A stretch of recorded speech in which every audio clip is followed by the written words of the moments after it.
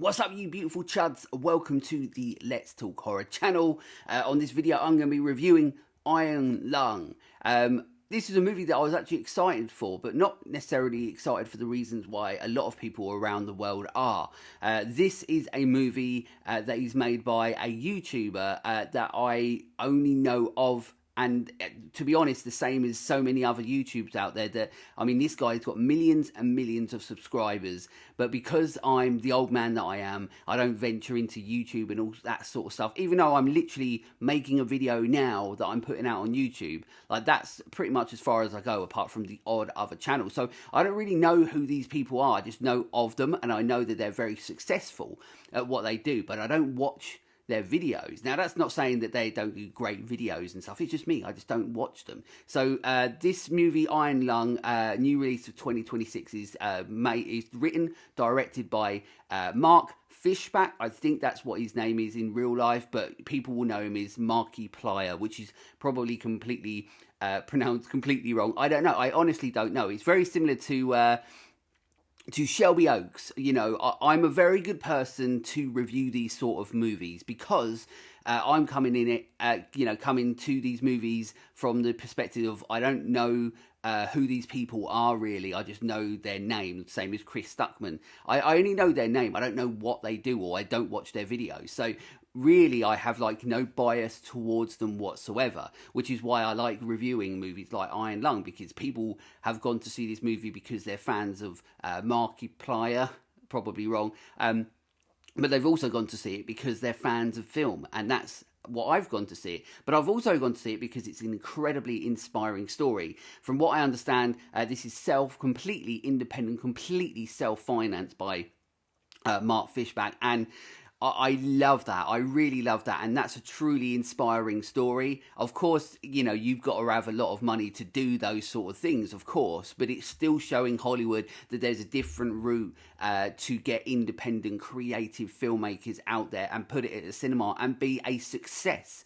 I think this movie was made for something like 3 million, and it's gone to make over 20 million at the box office, which is an incredible achievement. So irrelevant of what I sort of say on this review, and of course I'm going to be as honest as I possibly can be, irrelevant of what I say, what an incredible success that is. And it is very, very inspiring for independent filmmakers out there that it can happen. You can get your movie on the big screen. It's not going to be easy, but it can be done. Although at the same time, you do sometimes need millions and millions of subscribers, and when you're sitting at less than 400, it's probably not going to happen for me.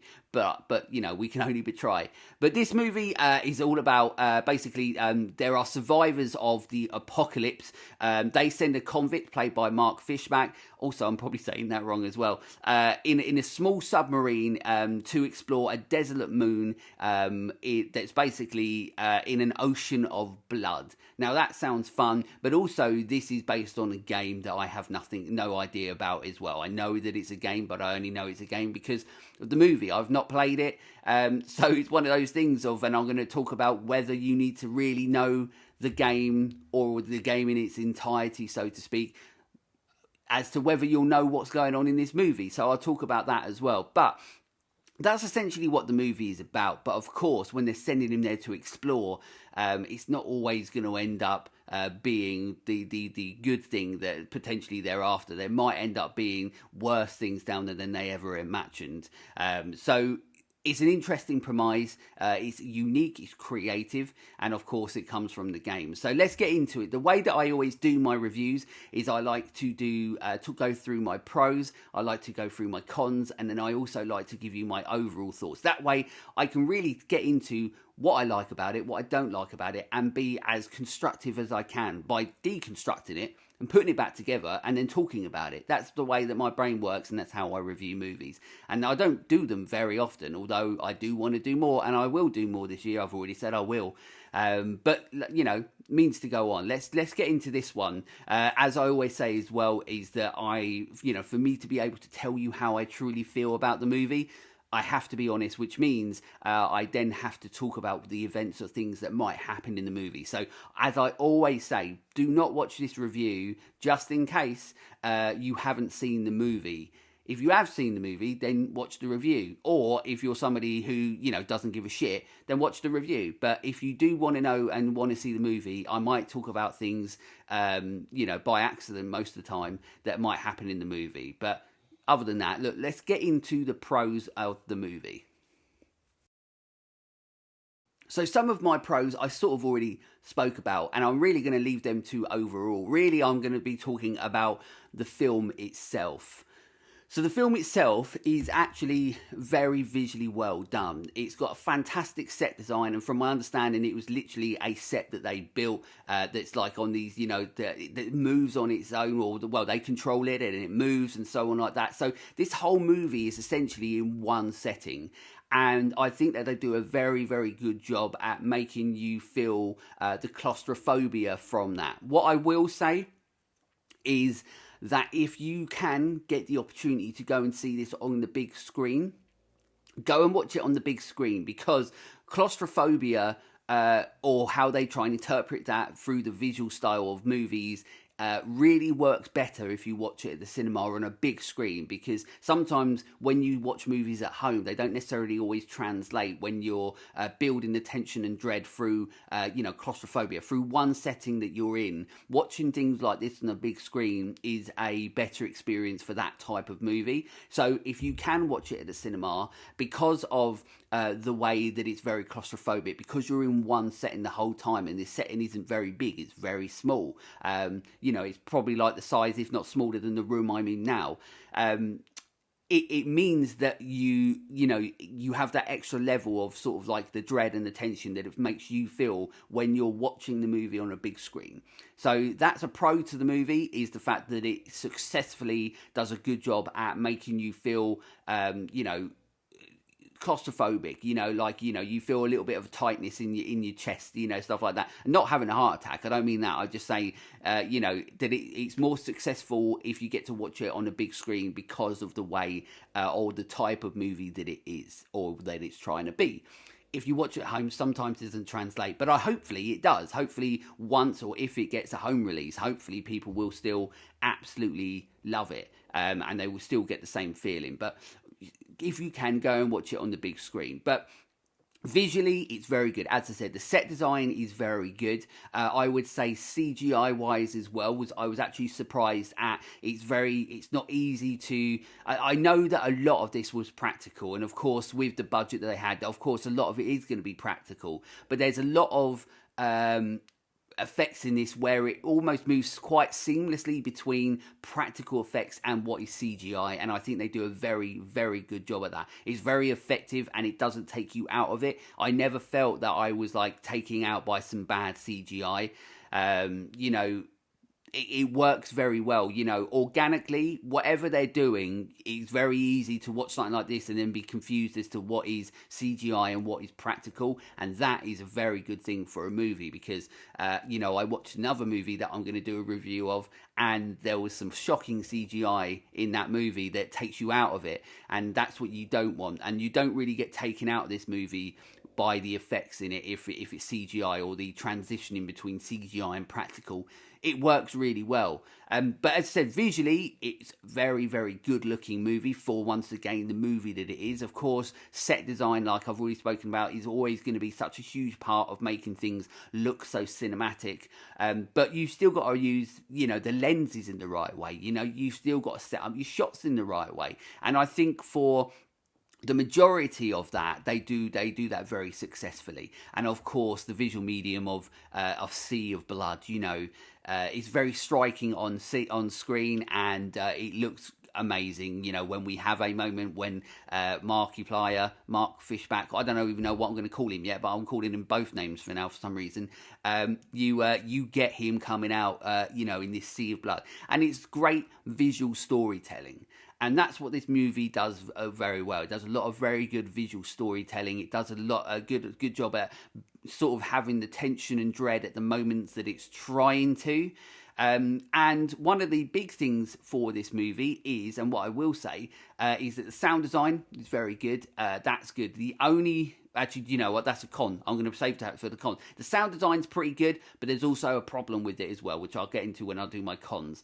But one of the big things, and I think one of the important things about the movie is that, of course, the visual style is fantastic. They do a good job with it. Once again, at the budget level that they had to create this. This isn't a big-time Hollywood blockbuster. This is a $3 million independent movie. They did a great job. But what I will say is that this movie is literally centering around one person. You will spend your whole time with one person, essentially one person, pretty much the whole movie, which is Mark Fischbach, Markiplier, whatever.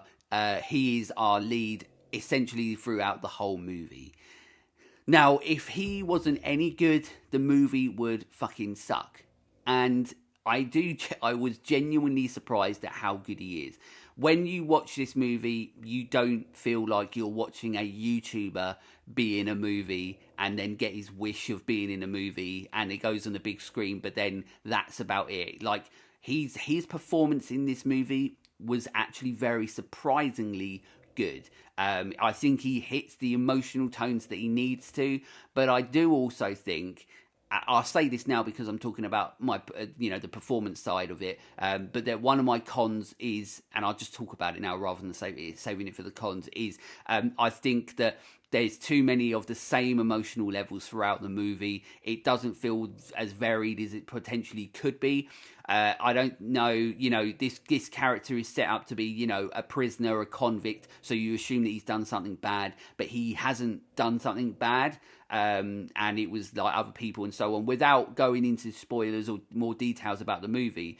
But essentially, he's not the bad person that he's meant to be in the movie, so to speak. But I feel like you needed to spend a little bit more time with the character or add things nearer the start of the movie where you got to like the character a little bit more. Straight away you come into it and his performance is, like almost the same the whole way through it. It's a very, very good performance. And when he's hitting those emotional moments and the emotional levels, he's doing that very well. But it feels like he's doing that pretty much the most of the movie rather than us enjoying a character that we're on the journey with. So performance-wise, it's very, very good. But I do think there needed to be a few extra steps to flesh out his character a little bit more, say near the start or throughout, to make you enjoy this sort of thing.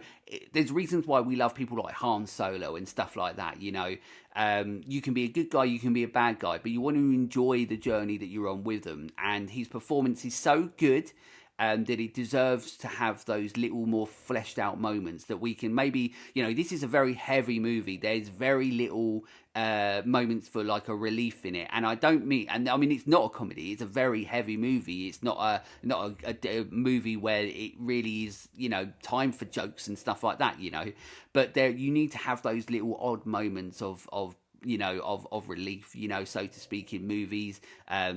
And it doesn't have a lot of those moments, but they could add those moments with fleshing out his character a little bit, making him a little bit more fun rather than constantly, being, emotional. There's a lot of moments where he's like crying or almost crying and stuff. And he's great in those moments, but maybe replace them with a few more moments where we're, understanding the character a little bit more or enjoying our time with the character a little bit more. But I'm not going to fault it because for what was written and for what was put on screen, he was very, very good. And if you didn't have him being very, very good, the film would be awful and you wouldn't watch it. So it relied on him heavily to be the lead in the movie, and he very much was the lead in this movie. And to be honest, I was surprised. You don't know what it's going to be like. Like I said, these YouTubers who are making movies, you don't know. Directing a movie is different, but being in a movie and actually being a performance that leads the movie, it's not an easy thing. But he seems to know what he's doing, so good job. So yeah, there is some positives, but of course, there will be some negatives. So let's get into my cons. So when it comes to my cons, there are things that I don't like about a movie. One of the big things is, of course, going to be the runtime. The runtime of this movie, it's like 2 hours, if not a little bit more than 2 hours. It is a very, very slow movie, and it's a very, very, if you don't like slow movies, this isn't going to be for you. But this movie isn't. There's a lot of people that are on both camps in regards to, there's a lot of people that find this movie boring, and I absolutely 100% see why. But this is a movie that's meant to be what it is and to move at the pace that it does. Now, whether that's right or wrong, that's down to whoever I think it is who's watching it as an individual. There's a lot of people that also are going a little bit too far in regards to, defending it and saying that people don't understand it, so on. Once again, I don't know. I'm not a fan of Markiplier in regards to, I don't know what he does or haven't watched his videos. I've literally only seen him on somebody else's video. I watch a channel called Corridor Crew or Corridor, and I've been watching him for years, and he popped up on there. That's the most I've ever seen of him. So me coming into this, also outside of this, wanting to be an actor and filmmaker my whole life. So I'm coming into this with a filmmaker mind, with an actor mind, and also somebody that understands story, concept, idea, structure. So I understand that this movie is exactly what it's trying to be. It's not trying to be a Hollywood fast-paced blockbuster. So if you're somebody out there that's saying, like, people aren't getting it, well, then you're wrong, because there are people that do get it. And I can still confidently say that this movie is absolutely too long. They could have taken about 20-30 minutes out of this and it would have worked better. There's a lot of scenes where it starts to feel repetitive because you're in the same set, you're in the same environment throughout the whole movie for X amount of time. And there's only so many times you can keep doing the same thing. It's not as if you can open the door and walk outside and have a swim in the sea of blood. Of course he can't do that. So the story has to go around that. But you could take about 20-30 minutes. There's a lot of shots that are absolutely elongated to unnecessarily, whether it's shots of his face, whether it's shots of the blood. They could have taken out more of shots of the dripping blood and things like that. But once again, it's not a bad thing, because this is all going to be a learning experience, a learning curve for a filmmaker where this is his first feature film, and this is, once again, the achievement that he done. It's all going to be a learning curve and a learning process for Mark Fischbach. That's probably wrong. Oh well. But this guy, he's made this movie, written, directed it, starring in it. All of this is an experience for him, and we can only hope that he just keeps learning from it and takes any criticisms or takes any feedback and takes it on board and works it into his next one. But one of the criticisms, of course, from a lot of people is this movie too long, or the movie is too long? Yes, it is.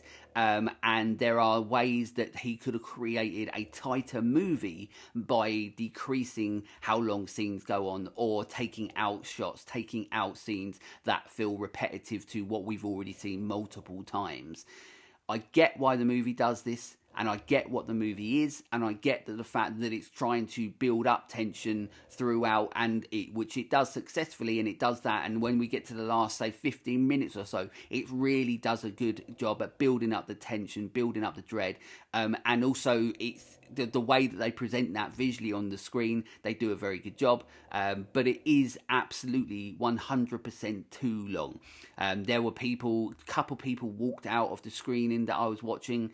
And then when I finished watching it at the cinema, there were some people, one person said, "What did I just watch?" The other person was a bit confused by it. And that's the other thing as well, is that I did mention as to whether this is something that you can really watch if you haven't played the games. Yes, you can. The narrative, the way that the movie is structured, is you don't need to know the game to watch this movie. So if you're worried about that, don't worry about it. You will sort of pretty much get it, because it's a pretty standard storyline.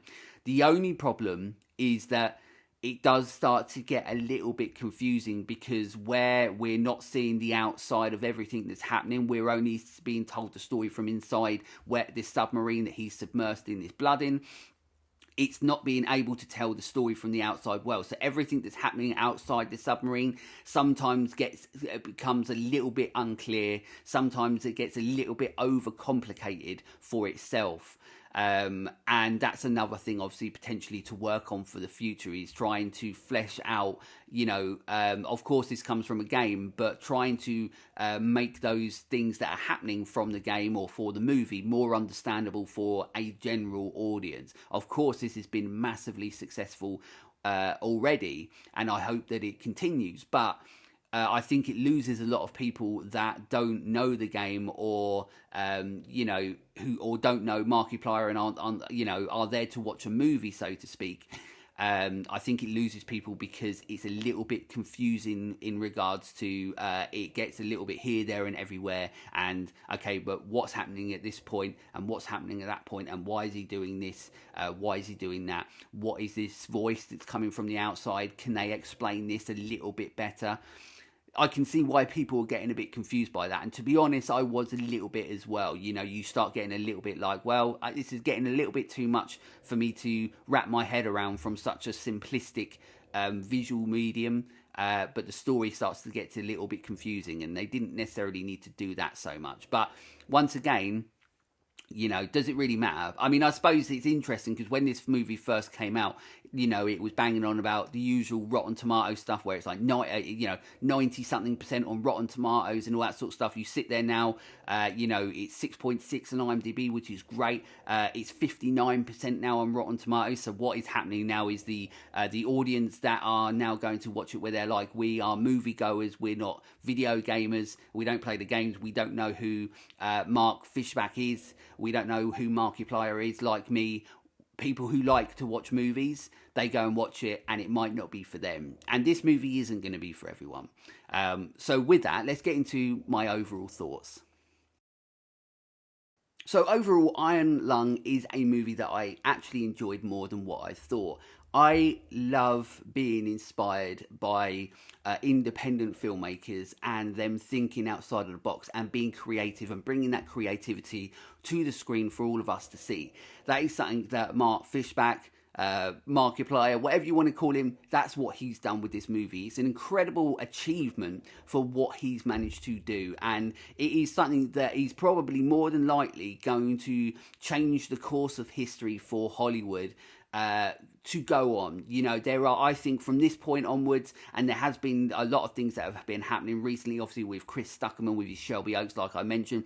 Of course, we've got the fantastic Philippou brothers who created Talk to Me and Bring Her Back, two incredible movies. Once again, got their start with Raka Raka in film on YouTube. We're going to see a lot more of that, and yeah, it could be a bad thing because not everybody's a filmmaker, right? So it doesn't mean that all these movies, and to be fair, there has already been some absolutely fucking shocking ones that have been made by YouTubers. Not everybody can, just because, they make videos for YouTube doesn't mean they can take short form content and create long form content, such as a feature film. But Markiplier has successfully done that in the way that he has, and I'm very inspired by the fact that he has done it his way, and he has put to screen the movie that he wants us to see. He hasn't had people come in to say, like with me, I'm saying that he could make the movie shorter. He could edit these out. He could have fleshed out the character a little bit more. But he hasn't. He's done what he wants to do. But all of this, like I said, for him, as a filmmaker, as an actor, it's all about learning. That's what it is. You're always learning, and this is going to be something that he's going to take something from with every project that he goes and does next, and hopefully he does get to, because Iron Lung is pretty successful, I would say.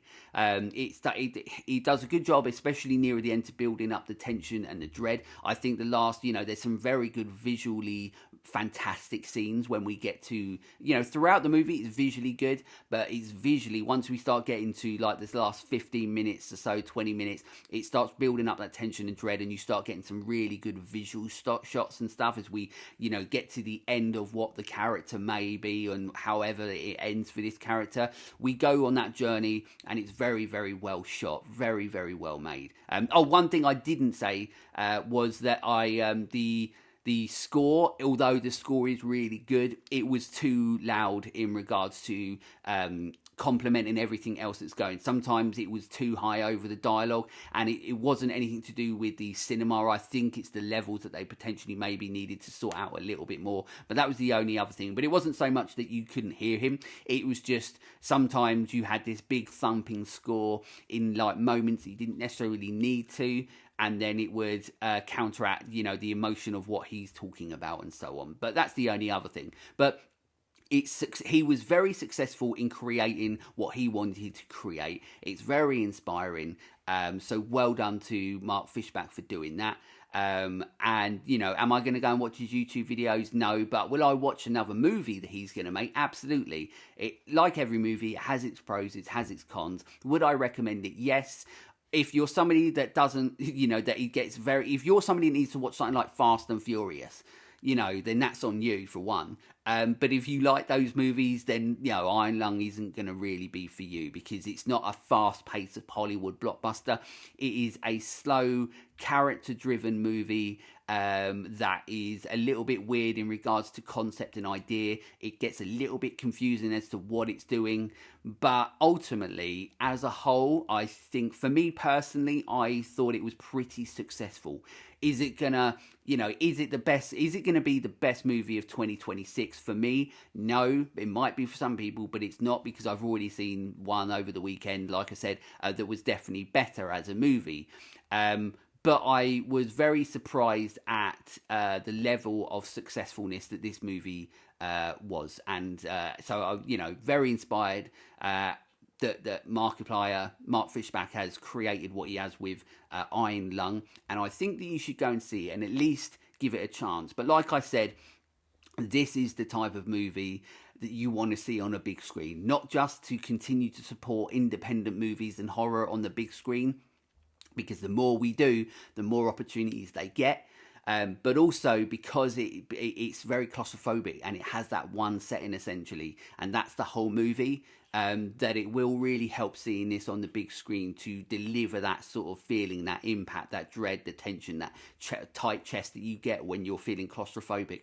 That's what this movie will feel like when you're watching it on the big screen. Hopefully it transcends to watching it home, but once again, then it becomes about supporting cinema, you know, independent movies at the cinema if you can as well.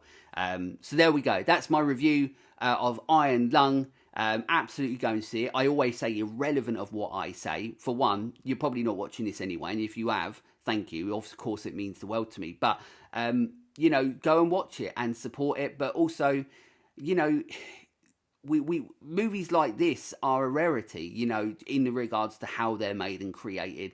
And of course, we would like to see that. You know, we always want creative movies. We want movies that are that feel new, feel fresh. And I would say Iron Lung is actually one that does that successfully. So irrelevant of what I said about it on this, if you think that I was harsh on it, if you think I was fair on it, I mean, that's what I try and be. But go and see it. Make your own mind up about it. That's all that matters. Making up your own mind about this movie is all that matters. But for now, please subscribe. I hate doing all that sort of stuff, but if you can, please subscribe. Markiplier, I'm sitting here talking about somebody that's got millions and millions of subscribers. I've got like less than 400. So it'd be lovely to get a few more, you know, or what he's got. That would be lovely.